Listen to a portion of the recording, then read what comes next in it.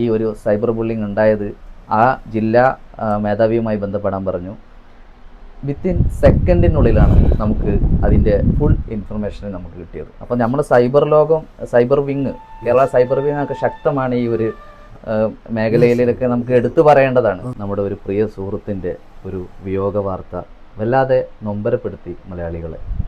നാം ഏവരും ചിന്തിക്കേണ്ടിയിരിക്കുന്നു, സമ്പത്തിന് വേണ്ടിയിട്ട് ഏതെല്ലാം രീതിയിലാണ് ആളുകൾ ജനങ്ങളെ ചൂഷണം ചെയ്ത് അവരുടെ ഇല്ലായ്മ ചെയ്യുന്ന ഒരവസ്ഥയിലേക്ക് എത്തിക്കുകയാണ്. ഇത്തരത്തിൽ അധാർമിക പ്രവർത്തനങ്ങൾ, ചീറ്റിംഗ് കേസുകൾ, സൈബർ ബുള്ളിങ്ങുകൾ, അതുപോലെ തന്നെ ഒരുപാട് ട്രാപ്പുകൾ ഒക്കെ ലക്ഷ്യം സമ്പത്താണ്.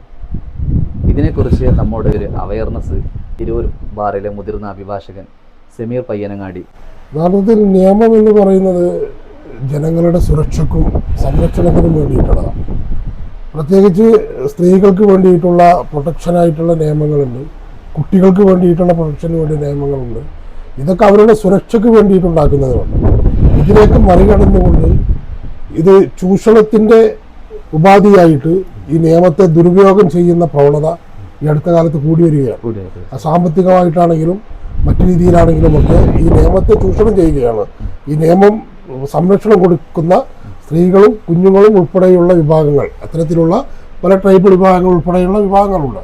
സമൂഹത്തിലെ മറ്റ് അടിസ്ഥാന വിഭാഗങ്ങൾ പലരും ഈ ഇത്തരം നിയമത്തിൻ്റെ സംരക്ഷണം ഉള്ളവരാണ്.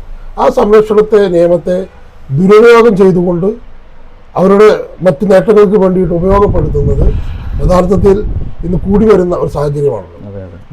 നിയമത്തിൻ്റെ വഴിക്ക് എന്നതിനോടൊപ്പം തന്നെ നിയമം യഥാർത്ഥത്തിൽ നീതിയുടെയും ന്യായത്തിൻ്റെയും വഴിയെ ആണ് പോകേണ്ടത്.